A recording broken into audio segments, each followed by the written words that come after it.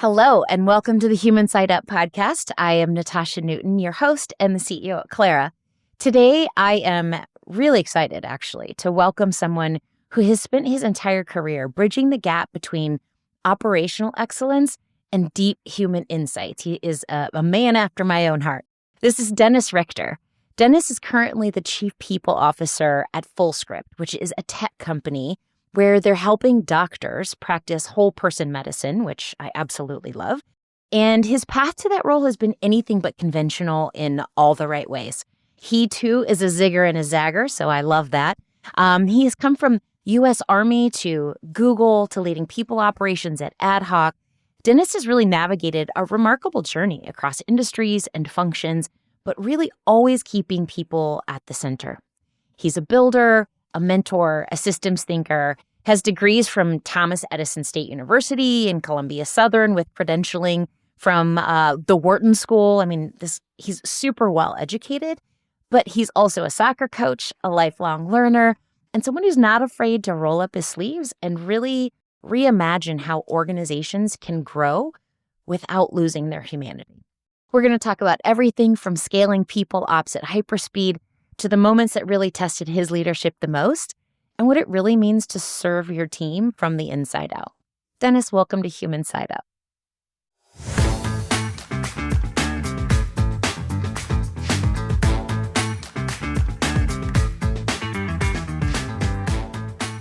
All right, well, Dennis Richter, thank you so much for joining us today on Human Side Up. I am excited to have this conversation. Even in the quick little intro we had in setting this up, you've already proven yourself willing to kind of be flexible and open, which is one of my favorite qualities. So thank you for that, and welcome. Thanks for Awesome. making time. Thanks so much. Yeah, no, I appreciate it. I'm excited to spend some time with you today, Natasha. Yeah, absolutely. So listeners of the podcast will be very familiar with the idea that we like to just start a little bit with your story and kind of who you are to set up the conversation that we're going to have thereafter. And the first question that I try to ask all of our guests is, what are one or two words that you would use to describe yourself that are sort of core to who you are, maybe helped you get where you are? And when did you, maybe we wouldn't recognize them about you. They're not on your CV. It doesn't say engineer or people leader, right? Right. What are they, and when did you sort of own them for yourself as true? Yeah, no, I think it's such a great question, by the way, because I mean, you're so right. There's so many times where you get asked these questions. The first thing somebody says is, manager, or, HR leader, or, executive. I would say, I mean, two words. I'd say first word, um, reflective. Um, it's one of the things that, and then when did I really start doing that? I'd say probably at a fairly young age, maybe, in and around the time that I was graduating high school, when I was first starting out at the university level, was just trying to have that capacity for introspection and appreciating the journey and not dwelling on too much. So I'd say reflective. And then the other word I'd say has probably been a part of every facet of who I am for as long as I can remember is intentional. Everything that I do, there's some reason behind it. While I love to live in the moment, shoot from the hip, I still want the words that I say to be intentional. I want the actions that I am out, that exhibiting to be intentional, the plans that I create to be intentional. So I would say reflective and intentional. Well, that bodes very well for the next few minutes of conversation. So that's fantastic. And I love that you kind of came to the reflection piece, very early. Some of us come to it a little bit later, right? And so that's very cool. What was it about being in that sort of university setting that sort of unlocked that for you? Yeah, I would say, I grew up in one of the poorest zip codes in the US in Erie, PA. And, I came from not very much. And being the first person in my family to graduate from high school, like actually high school, some of the people in my family that, achieved a GED, but actually to graduate from high school, when I first arrived at Florida State, when I got to that university level, was the first time I really started to reflect on, I'm doing something different. I didn't let certain environmental constraints hold me back or be an excuse. But I also, instead of for a long time letting my background and my past um, get in the way of embracing where how that motivated me and how that helped me get to another place in my life or another chapter or another gear. I used to let it kind of defeat me a little bit and hold me back, and I would be more embarrassed to talk about it rather than empowering and owning that narrative. I think when I got to university, I had that moment of reflection and just was like, you know what? This is my story. This is my next chapter. These are all the things that I've been through that have defined me. And there's so many people out there that I don't know that have probably been significantly more, had less. And I wonder how they approach these things. Well, the only way you're going to know that is to have those conversations and to own it. And so for me, it was always important to kind of look back and have an appreciation of the good, the bad, the indifferent, and how that influences the go forward. Yeah.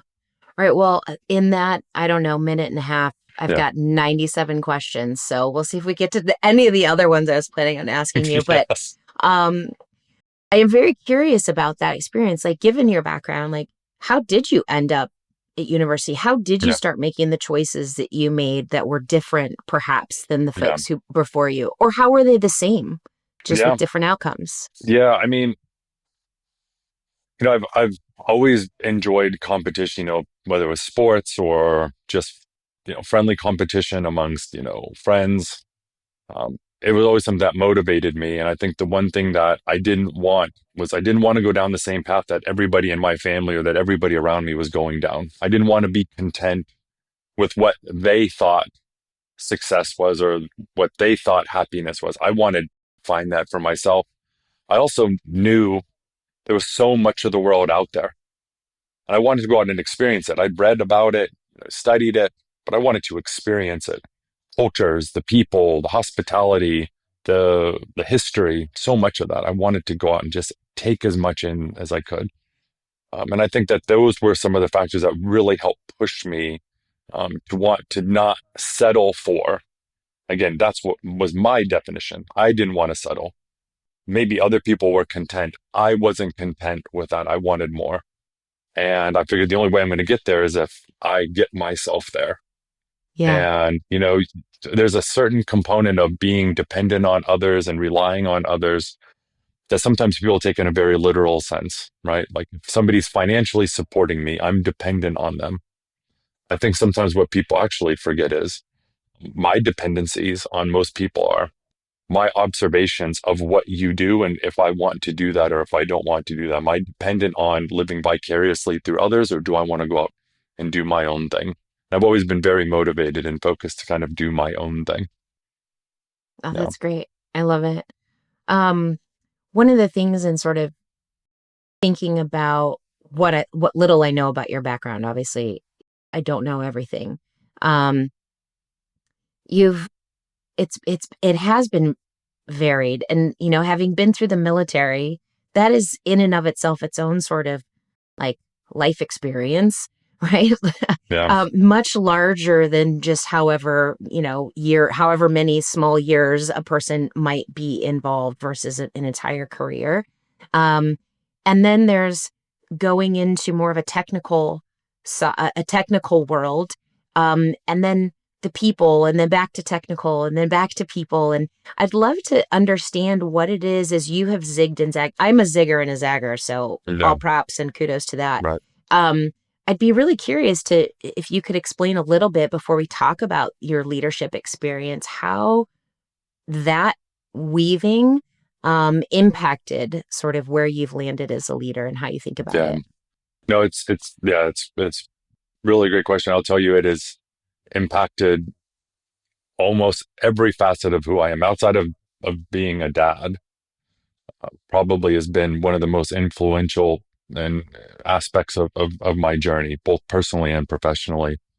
Because even the people you work with still shape and affect how you show up personally, right? That feedback you get from people, whether you're a leader or individual contributor, it does shape and affect how you show up, or if you choose to make adjustments.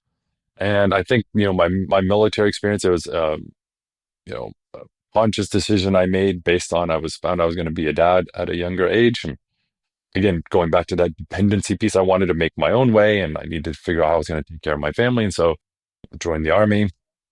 And, 5 weeks in, 4 or 5 weeks into my training, 9/11 happened, completely altered the landscape of not only, our country, but the world, but also personally for me, my military journey. It made a Yeah. lot of things a very different reality now.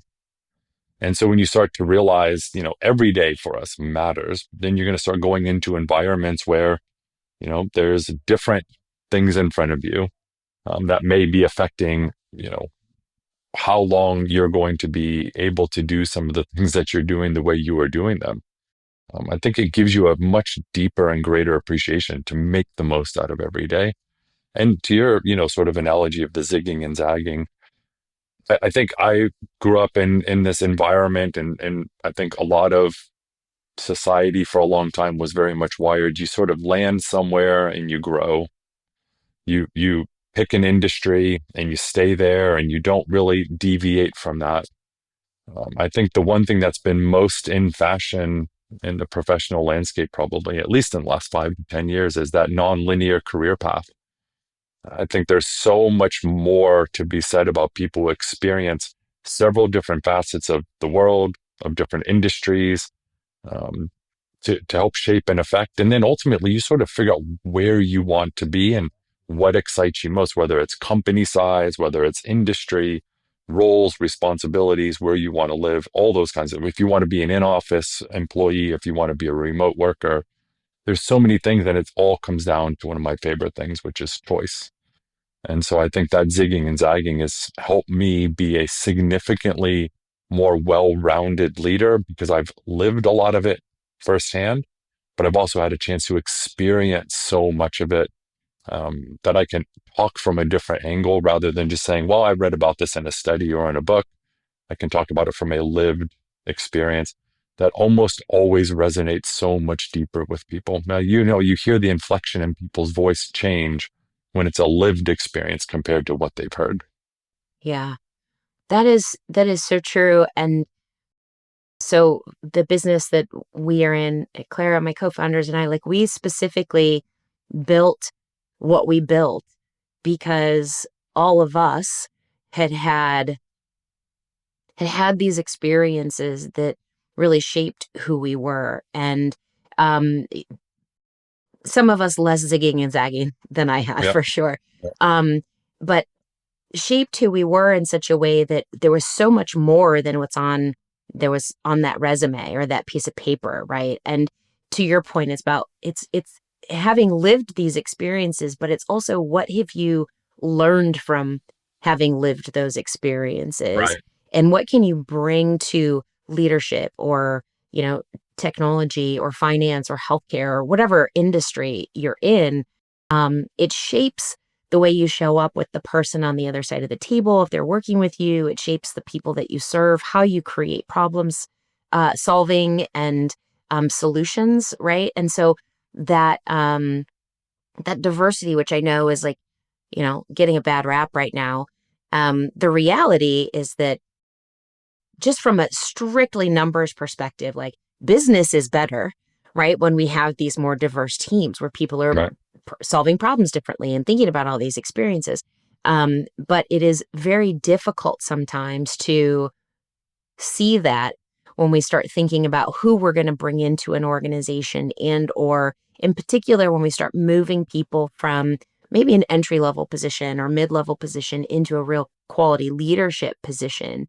And so you mentioned something, and I think is really important. I'd love to get your take on this. Is in the last few years, I think there has been this shift when we start thinking about senior leadership in particular. There's always, historically, there's been a path, right? Like you do this and then you do this, and then you get into that funnel for maybe a C-suite position. Yep. And the reality is, like in the last, I would say maybe 5 to 10 years, we've started to see that different types of human companies need different leaders at different times, right? Like, Tim Cook is super different human than a Steve Jobs. But the Absolutely. company needs a particular thing at a particular time. And so I'd love to understand from your perspective in people ops in particular, how have you seen organizations, and you've been in all kinds of different ones, how have you seen organizations do that well in identifying and developing talent that might not be traditional Yeah. into real assets and like leveraging that in the company so that everyone Yeah. wins. Yeah. No, it's to me, it's what clearly defines successful companies and happy employee bases from successful companies and content employee bases. I'm a fairly simple person by nature, and I usually like to bucket folks into two distinct categories. They're either thriving or surviving. And the thing is, you can take somebody who's been in survival mode in different components of their lives. Could be something from an upbringing or a different life experience that they've been through. That builds different muscles, that resiliency, that perseverance, or sometimes it builds different vulnerabilities and anxieties. It takes bold leaders, but I always steer away from just the word leader. It takes bold people to try and do it different, to build a team that has that diversity of thought, experience, culture, gender. It takes a leader to say, here's what we're doing and why we're doing it, and then to go out and deliver it, and then feel comfortable to go out and, in essence, evangelize. Because a lot of times people, I think, end up on the defensive. Why are you doing that? Why did you think that was a good idea? Instead of people getting out there proactively owning, here's why we did this. I'm proud of what we've accomplished. I want us to be different. And I think the Apple example you use is so spot on. Success isn't defined by the personality, right? It's defined by the vision and the accountability that that leader sets upon the business. The one thing that everybody wants to know is Steve Jobs and Tim Cook from a day to day, do they both lead by example, right? Because that's what people ultimately want. And I think when I've been in several different industries and I think about the best leaders that I've been around are the ones who make bold declarations, but they're also conscious of soliciting perspective from the team. You have a leadership team around you or a board or someone around you or someone's around you. You may think this is a great idea. How comfortable and confident are you that you may not get it right? And to socialize that with others and say, you know what, Dennis, that's a great idea. Or, hey, it sounds great in theory, but I think we're missing the mark if we only do this. Then you still have to make that final decision. Do you go against the consensus or do you feel like, hey, I'm going to roll with the team and see how it goes? But I do think that the leaders in the places I've been have been the ones that have made a bold declaration, understand that you have to stay the course through the adversity, right? Political environments change, company environments change, earnings and EBITDA changes. How do you stay the course for the core components of what matter? And if you think about what really matters at a company, most people always say is the company culture. If you think about what defines company culture, it should be the mission and the values and the principles. Those are your non-negotiables. Just like in your personal life, your non-negotiables should be your morals or your values. What are the things you are not willing to compromise for anyone, no matter what? I think more and more leaders are trying to embrace that same perspective within their businesses. Plus one, how'd you come to that? Right? Like we've been in this business environment for years and years where we have companies like Enron putting things on the wall saying that they value them and then dumping oil, in the Gulf. Like, how did you personally come to that? Was it through business experience? Was it through particular leaders? Were there any moments that sort of Yeah. shaped that for you? I'll tell you, so much of what shaped me professionally is what I've experienced personally. And most of that has come through, I would say, pain. When you think about the word pain, most people sum that up as something that hurts, and I've always thought about pain in the capacity of there's two types of pain. The pain that hurts, which is, I may fall and get a cut and that hurts, or I may do something and I'm embarrassed, so it hurts my ego. And then there's the pain that alters. You go through life events that others may not ever experience. You've had some pivotal moment that has shaped or redefined who you are. It's altered who you are. And I think I've had both of those. And I've leaned into those moments significantly more than I have probably given it appreciation for when I was younger. But what's really helped me is what I've experienced personally. We're all, you think about, you mentioned people operations earlier. If you and I were walking down the street right now and we walk by 10 people and we try and engage in conversation with those 10 people, and we explain why we're trying to talk to them and get their perspective on good leadership, we're either going to be effective at influencing them to participate with us in that conversation, or we're not. They may say, well, what company do you work for? And you say, well, I work for Clara. Oh, Dennis, you work for Fullscript. We're either going to sell them on why these are great places they should be and why they should spend time with us, or they go, God, Dennis seems miserable. We're all in the people business, whether we're at work or in our personal lives. And I think I've just tried to use those personal moments to transcend into my professional journey. Yeah, that makes sense. Is there anybody in your world who's been like the best example of that for you? That's a good question. I would say from a leadership perspective, one of the commanders I had when I was at 10 Special Forces Group, um, Lieutenant Colonel Eric Brown, he believed in me to put me into a couple of positions that were, in essence, be a couple levels above my current pay grade. And so he had to go vouch for me to his boss, our commander. And, I remember sort of asking him at one point, look, why me? And he goes, look, there's always going to be people in life who may take ill-advised bets on others, but I don't think this is an ill-advised bet.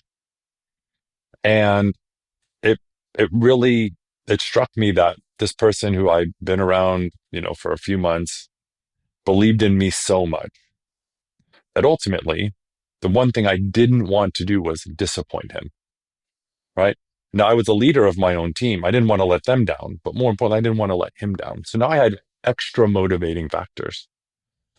And he was so good about looking at people and not just their experience.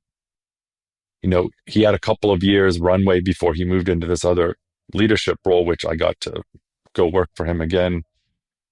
He had been spending all this time looking at all of these different key leaders that were all sort of in my peer group, but in very different job functions, and picking all the right people. And as he built this, as we kind of joked, our dream team that we got to spend a couple of years together with, we all sort of walked away from that moment knowing, you know what, we're never going to relive this again, and we're okay with that.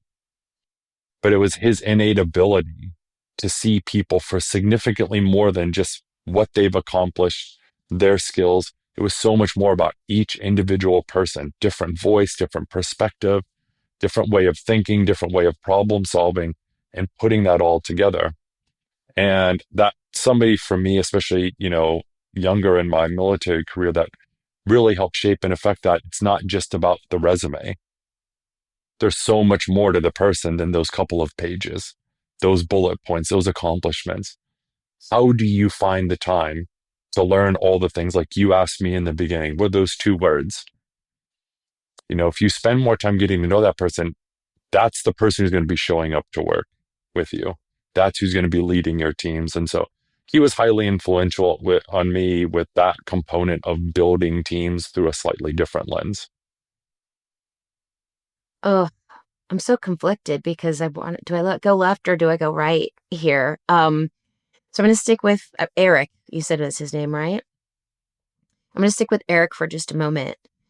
In that, and mostly because you just touched on like the thing that I get the most excited about. If what I dream about at night is blowing up the resume and creating a new way to look at teams. And I think one of the things that's going to happen, and this is actually a little reflective of the other direction that I was going to go, is that when we have these things converging, these influences happening, right? It's multiple inflection points make something possible, right? And so we think about that career path and how you ended up with Eric, right? In this, having these opportunities was this inflection of this life thing that had happened, and how do I solve for and take care of my family, and 9/11 happening. And that is a highly unique experience that is going to impact forever what Yeah, Dennis does thereafter, that's right? right. Yeah. Um, and so when I think about how then he was leading in this environment, I'd love to get your take on this, because I'm a firm believer that um, the technology is changing jobs so quickly. Um, and so much right now, there's this moment where we think we know how they're going to change, right? And the reality is, like, 6 months from now, we're going to be like, oh my God, it was so wrong. I had no idea, 100%. one hundred right? Like, percent. Yeah. I even remember saying something to someone, it might even have been 4 months ago, where I was like, I mean, eventually prompt engineering is going to go away. And I'm like, okay, you're such an idiot. You totally missed the mark, right? Maybe in 10 years. It's not yet. Anyway, point being, um, it's sort of like Swiss cheese, right? Like, I think, and I'd love to get your take, as we're building these dynamic teams, whatever organization we're in, whatever industry we're in. I'm hearing this may be reflected in how he was building that sort of dream team that you referred to, is like, it doesn't necessarily matter the pedigree, right? But this person has these incredible things. How do we leverage the best of Dennis and the best of Natasha and the best of whomever, and build a team, right, that then covers each other's gaps, enhances each other's strengths, and puts together and puts out the best product? And I'm curious, you've been doing people ops now for a really long time, but you also Yeah. have a product sort of Yeah. a technical background, I'll say.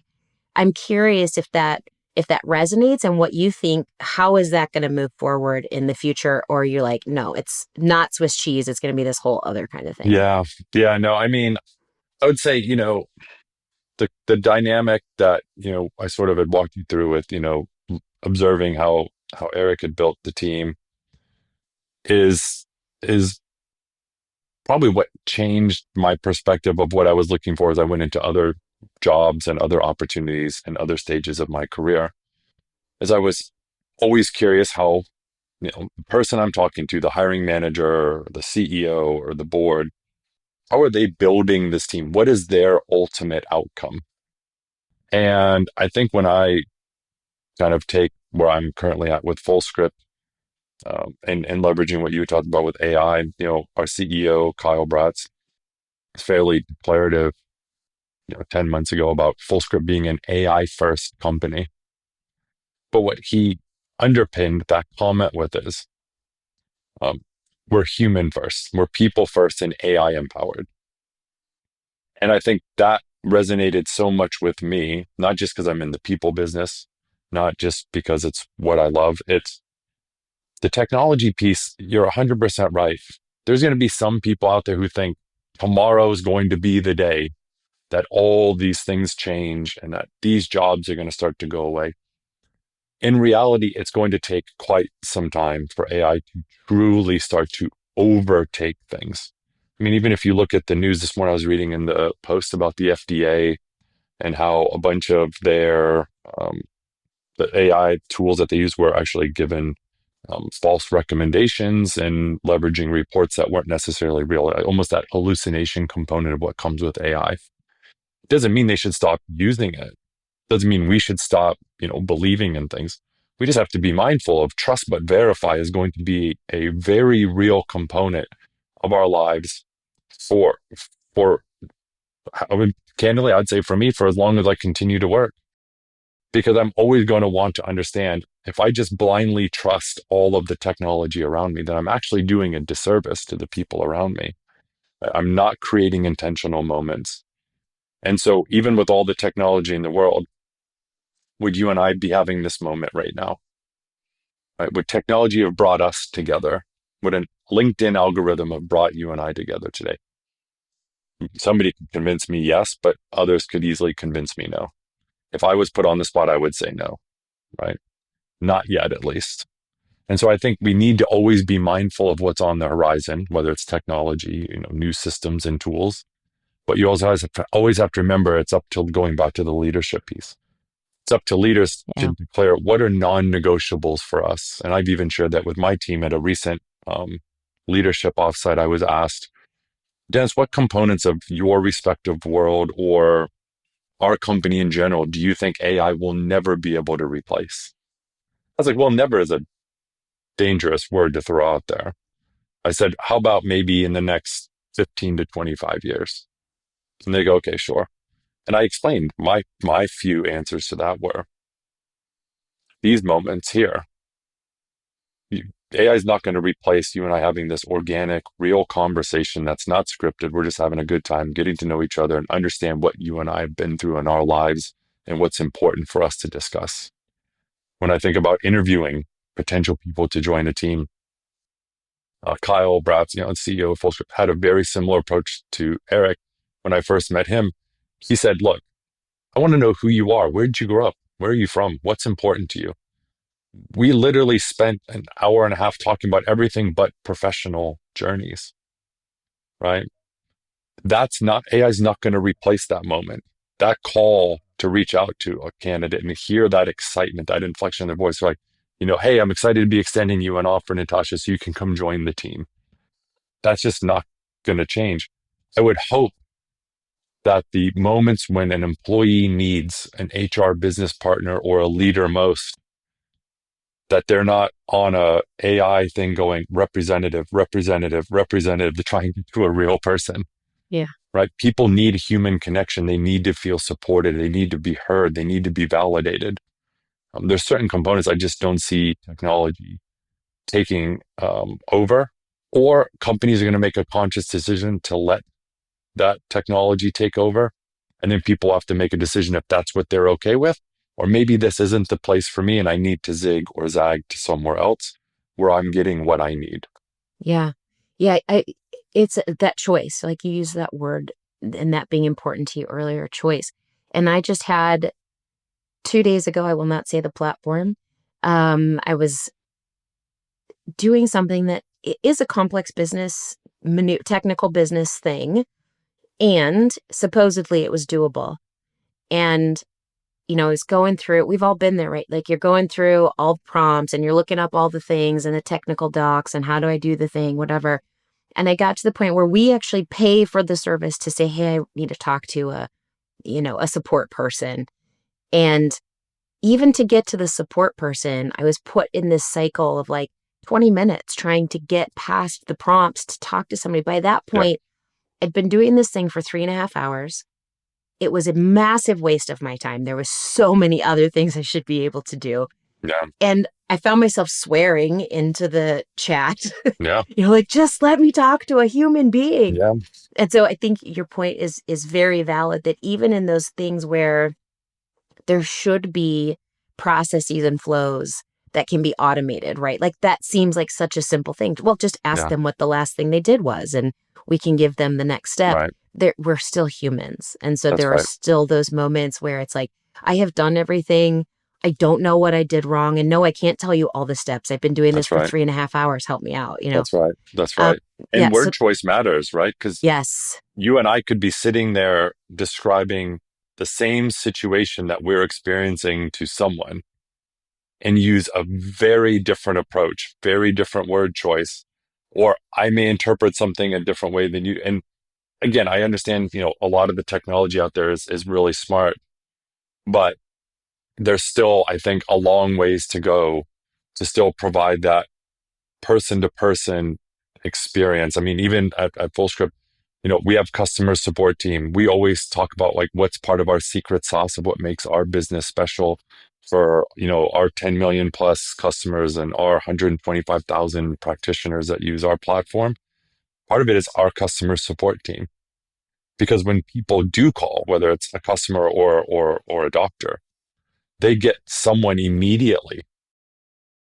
But our team, our customer support team they're empowered and enabled to solve problems faster with AI, with the technology we're building in-house.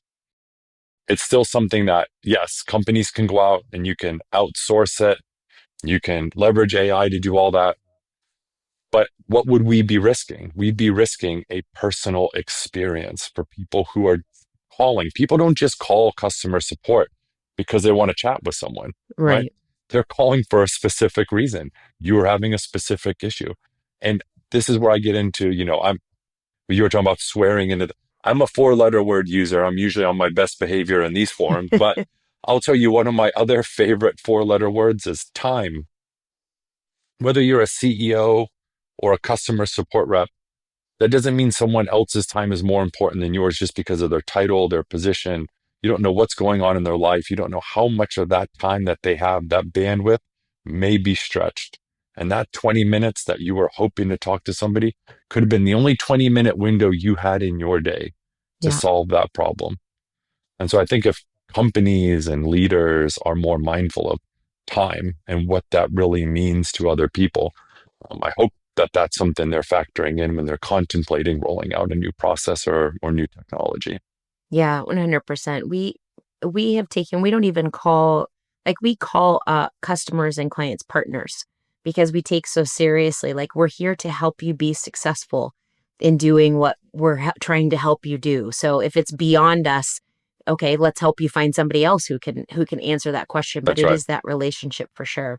That's right. Um it's clearly something that you have a value around, right? Is that human experience and people. I'd be curious if thinking about the experiences that you've had and how you grew up and how you walked into the world, what are some of those sort of core values that have really influenced how you choose to lead? And when you do come to those sort of forks in the road, when you get to decide if it's left or right, and it doesn't necessarily mean either decision is wrong. What are those things that drive you in making the decision about going left or going right? Yeah. I mean, I think it's, while I think I learned a long time ago, while I would like to think I'm in control, I'm only in control of a small facet of so many other things. And so I just need to stay focused on what I can control and not dwell on what I can't control. If right now all the electricity goes out in the hotel and that affects our experience, I can be upset about that, but I also don't know what caused that. I don't know what else is going on. And so I can't dwell on that, right? Now I could have had a plan in place and had something to, well, in case this happens, I could do this, but am I going to be able to be prepared for every scenario? Of course not. And I think that was something I had to embrace for me. It was that flexibility and that understanding that just because it's what I want doesn't mean that's what's going to happen. Just because I expect this as a result doesn't mean that's what's going to happen. And not looking at failures as a failure, but as an opportunity to celebrate learning and an experience. And there's still something I can take away from that, move that forward to something else. I'd say another one, just in general, I'm very big on respect. I think that there's a fine line that I learned young and my professional journey, especially. There's a distinct difference of people wanting to be liked and being respected.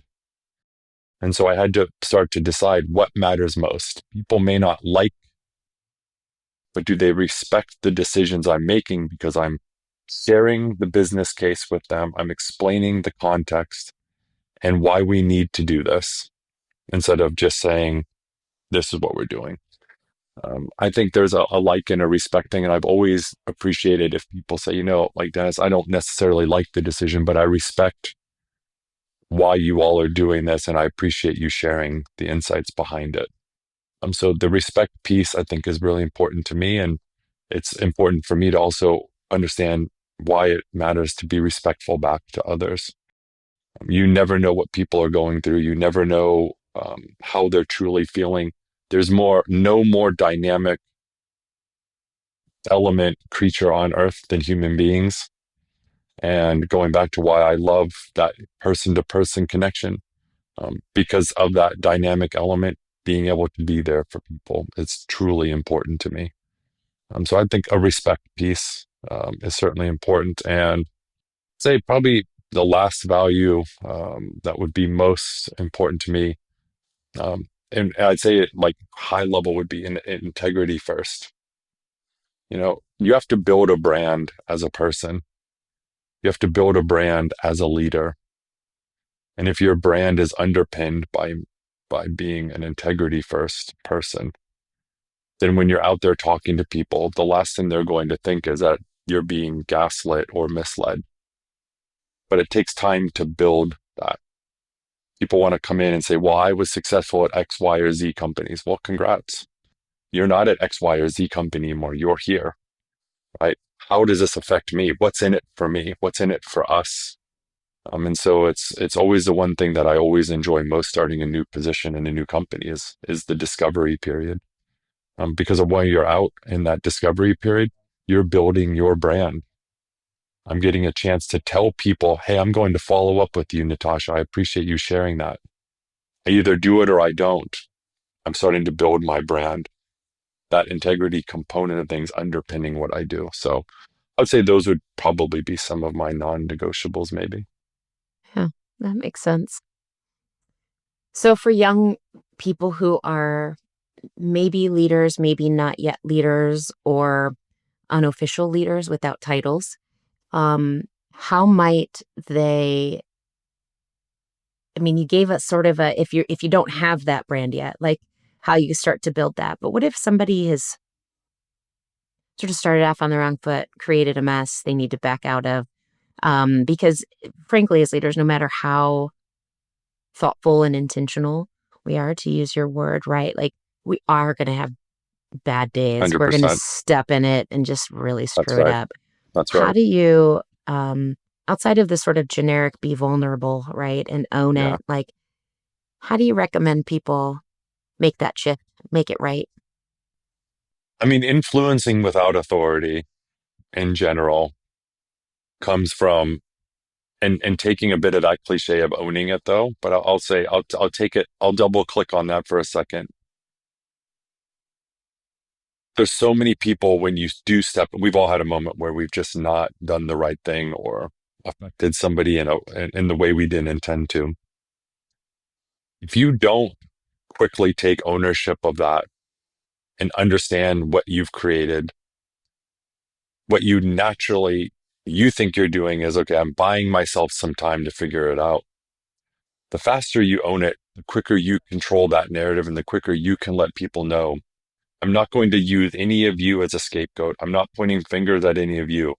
Right here, number one. And here's what I'm going to do, or here's what I want to do for us in the go forward. And you got to go out and execute against it. So I do firmly believe that ownership is huge because it actually is underpinned by humility.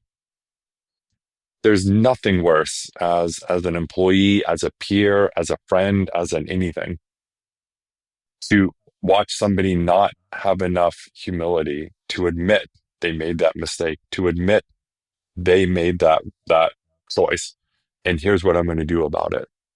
And so I think that is sometimes, I'd say, often overlooked, and especially for newer people in any industry or young in general in life. Influencing without authority, obviously, in today's society, being an influencer, right? Social media influencer or whatever, it's that topic. But that word influence is meaningful. You can influence without authority. You see it all the time. You and I could suddenly start doing some random product placement right now, trying to influence people to use something we're hawking. But I think at work and in a university setting, and you're trying to influence without authority, it's different if I tried to, influence my daughter to do something because I'm dad. She's like, all right, dad, of course you want me to do this. But at work, being an individual contributor, it was probably some of the more pivotal moments and learning opportunities for me in my career journey. And actually, I became very intentional, going back to one of my words, throughout my journey, that as I progressed in the leadership levels, manager, senior manager, director, I also wanted to experience the individual contributor equivalent of that, especially at larger companies. I want to understand, did they have the same opportunities? What some of the myths I used to hear is, well, I don't have the same ability to get promoted or progress in my career unless I become a people manager. And so then you get people getting into the leading business for all the wrong reasons. And so for me, what better way to understand and experience it than to go out and do it?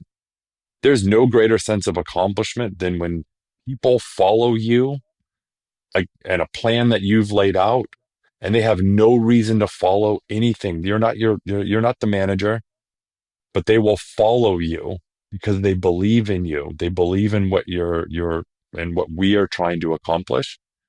I've found more satisfaction out of some of those individual contributor moments than I have in formal leadership moments. Yeah.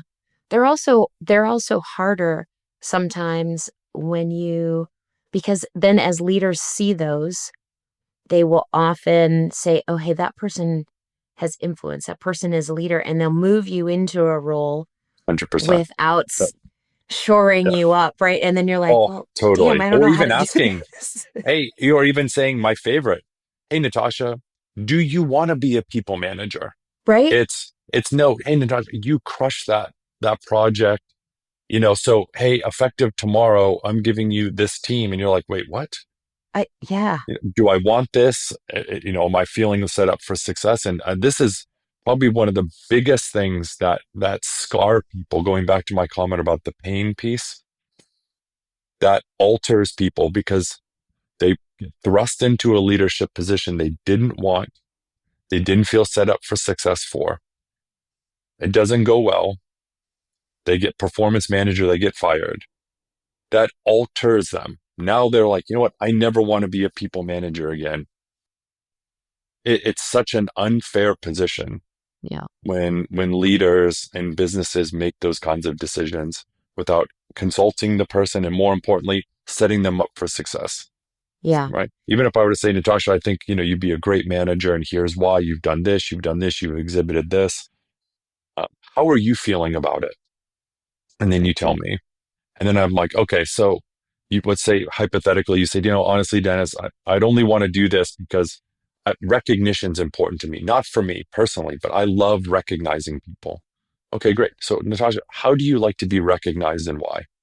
So now I know maybe you don't like to be put on the spot in front of people. So now I know that too. So now again, I'm showing you that I care about you as a person. I'm trying to not affect you in any way negatively. I'm making you a part of the decision-making process. And then I get to ask, what can I do? Or is there anything I can do or we can do to set you up for success if you were to take this on? You can say, honestly, I feel good about day to day. I feel comfortable with good one-on-one structures. I know how to do team planning and effective road mapping. But I've never had to write downward performance reviews. I've only done peer feedback. I also don't know how to do budgets. And so I'm not sure, like, how do I manage salary increases and promotions? And I don't know. So now we're starting to narrow down the places that as a leader, I can help support you. Or I can go pull in subject matter experts from the HR team or from other teams or a peer to be that buddy to you, to help be that sounding board. It doesn't take much to set people up for success. And for some reason, people always think they know best. Going back to my story with Eric, if I would have said to him, I just don't think I can do this and I don't want to do this, could he have still made me do it? Sure. I mean, that's military, just like any job, you're going to go do it. Um, but if I would have said that and he would have still put me in the role, well, maybe he'd have been held to a different standard had it not worked out. So you put this person in the role, they told you multiple times they did not want to do this, and you still forced them in there. So there was no one else capable across the entire team to do this. So it would have completely altered that entire chapter. Yeah. Instead, I felt set up for success. He brought me into that. He explained to me why he wanted me to do it. He let me know he was going to be, there as a support mechanism. He let me know the key people I would need to be working with and sort of what the expectations were.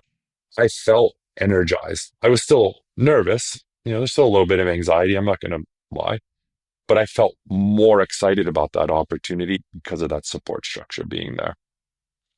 Yeah.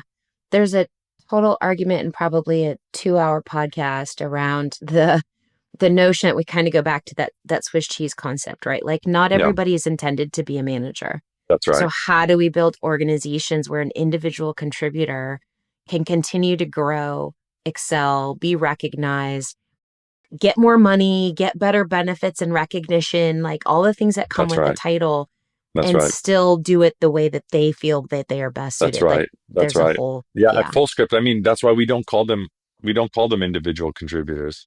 We call them builders, right?